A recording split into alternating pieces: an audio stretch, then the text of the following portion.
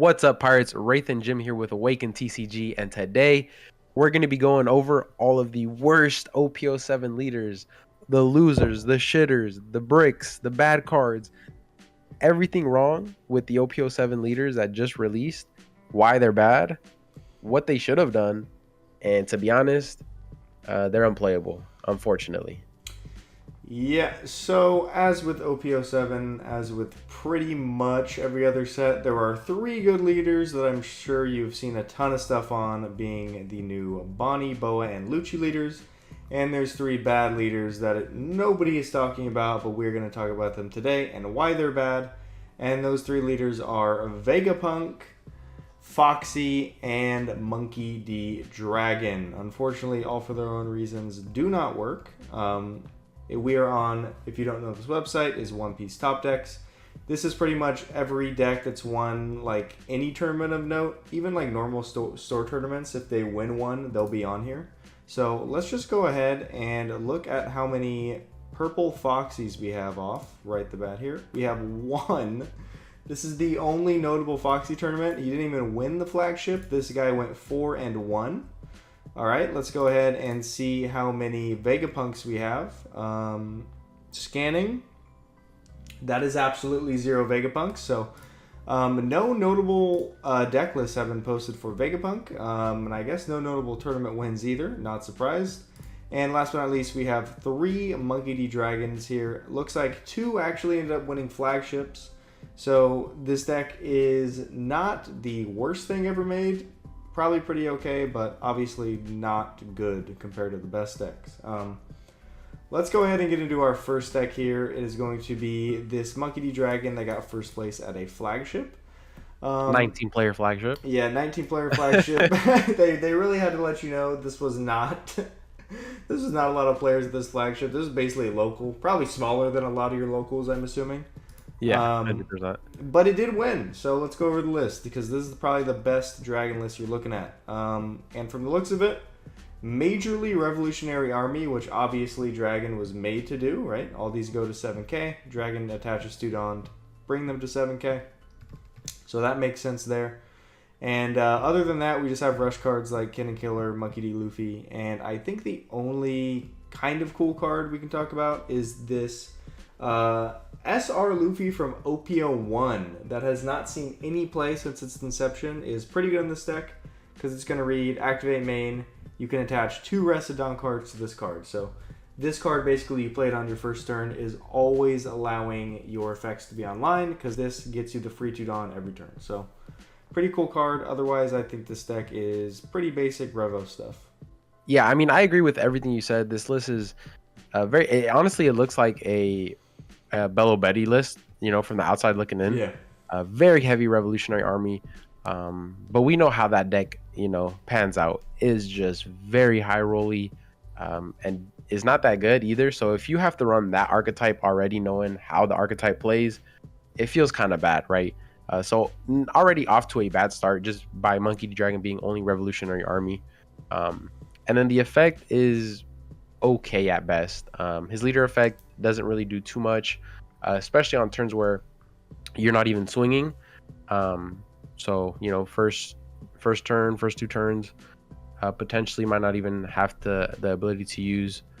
And then later on in the game, you want to use that on a character that's going to have a nice effect. But then what happens if you have multiple characters that you actually need to get to 7k? His effect will only go to one character, meaning the rest of the characters won't get those 7k sweet spots, whether that be to play a unit, whether that be to use Karasu's effect. So overall, it's in my opinion not cohesive enough, and I think that's why the deck isn't as good as we would have hoped. Yeah, also gets destroyed by any removal decks because you'll play a card and it'll just die. Next up here, we have Foxy himself. This is the one that went 4-1 at a flagship, his most notable performance, unfortunately. And the Foxy leader is pretty much leader locked to the Foxy archetype, as his effect is you have to have 3 or more Foxy Pirates characters on board. Keeping that many characters on board is already hard. That's why Red Green Law fell off when Sakazuki and stuff was really strong. And now this archetype's trying to do the same thing. We do have cards like this 3/4 that is preventing removal to our characters. But this is only KO effects. I mean, I guess nowadays that cuts it, considering Sakazuki isn't really, playable anymore. Like, we have decent cards. We have Porsche, which is flooding board and drawing us a card. We have your generically good purple cards like Kid. And even like cards like this Foxy are really annoying because if you get multiple on board, everything is just minus 1k power and it's really hard to attack. Obviously, Foxy Leader is like a mini Doflamingo effect for Dom -3, which is really strong.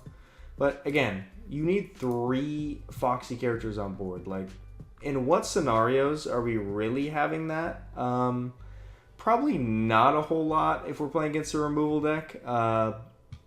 Like, you can play 3 and then use the effect, but, on the next turn you're probably not having it. I don't know. It just seems weak. Like, none of these bodies even look strong. I don't really know how we're winning games. Yeah, I mean, especially if you ever try to like hold them in your hand, play 3, which means you're using up a lot of Dawn, and then using the Dawn minus. It's like, that's 3 cards out of your hand you have to remember, right? So it just, like you said, it just does not feel good. It doesn't, on paper, it doesn't even seem good. And then once we got the support and found out, and we can look at lists like this, we know that it's not good. You are 5 life leader, but unfortunately, the deck is just, you're basically a vanilla leader, unfortunately.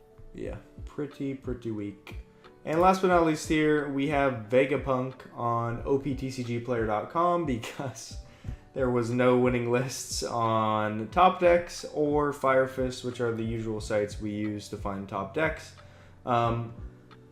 Quote me, tell me if I'm wrong in the comments, but I swear I used to see at least a couple Vega Punk flagship wins. I don't know if the decks ever got leaked, but I swear a couple Vega Punks won a flagship, at least in the early stages. So if you know he did, let me know. The deck's better than we think it is. But as for now, from what we're seeing, yeah, this deck didn't win like anything. Here's the sample deck list that I made myself. Didn't really have one to go off of, but obviously Vegapunk, another leader that is very leader locked. You need to play your egghead cards with 5 or less. That is what the leader does. He heals for free with the 5 or less, or he's excuse me, going to play on the board for free for 1 Dawn, one of these 5 or lesses. So you're playing your Atlas, your Shaka, your Pythagoras. Even this new 5/6 Luffy is really good in this deck. I think the main problem with Vegapunk, as is with Iceberg, is that you are pretty much, without an attacking leader, you need to rely on your board, right? And if we're playing out the board quickly, but that comes with a price, which is we are now low on cards in hand because we're playing out cards so fast. And once our boards are moved and we don't even have a leader to attack with, you're just completely screwed. Not to mention this leader only starts at 2 life. Like, sure, you do have the easiest heal in the entire game, but, I mean, it comes at a cost. You can run these Yamatos and Aces and Katakuris to kind of help yourself out and redraw, reuse effects, but, like, at the end of the day, you're just a lackluster leader that can't even attack, unfortunately. Yeah, I mean, it just has way too many downsides. Like, from starting at 2 life, even 4 life leaders, they're already automatically starting the game with a +2 resource pool than you, which feels really bad. Again, it has the Iceberg cons to it where you're playing things on board or 2 life, but out of your hand. So you're never actually gaining life, which again hurts a lot. You're starting at low life and then you can't attack. So it's a mono leader that they gave 2 life that can't attack. So this is like, you get the downsides of Iceberg, you get the downsides of Rebecca, but now you get the downsides of a multicolored leader technically, but you're mono, and even worse, you're at 2 life. So just like, it's like, okay, let's get all the bad parts of every bad leader and like put it into one, and then they gave us Vegapunk. I mean, that's fair. We're still yellow, but the power of yellow is that we have triggers that your opponent cannot play around and not know about. Vegapunk's he's putting these cards face up into life, So you can read the triggers, right? Like if we put Luffy into life, okay, you know, I'm not gonna I'm not gonna attack if I know I have a forecast on board. Like there's the only 2 life you have to play around because you can't see are the 2 life he starts with. So not really a surprise factor with this deck. Basic board flood. Like sure you have easy heals, but your leader can't attack at the end of the day. So unfortunately, our last worst leader of the video. Yeah, so if you guys want, you can go ahead and try these decks out, but we're going to warn you, they're not very good. We're going to advise against the use of these decks in tournaments. Again, if you're going to go to play them at locals, that's completely fine. If you're playing for fun, amazing. Keep playing these type of lists. They are fun to play. But, you know, when it comes to competitiveness and, you know, playing for those tournament placements, for, you know, going to offline tournaments and trying to be as best as possible and improve, these are not it. These decks are shit when it comes to the competitive scene.